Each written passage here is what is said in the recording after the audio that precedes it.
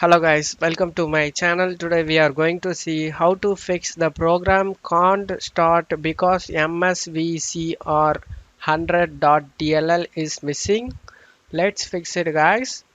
You just need to check my video description for this link used in my video.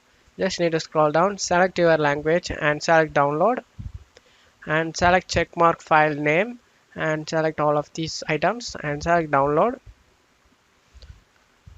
and click on allow, and after getting download and click on this icon show in folder, click on it, and now you just need to install it guys. In case if you are using system 32-bit PC, then you just need to install the x86 guys.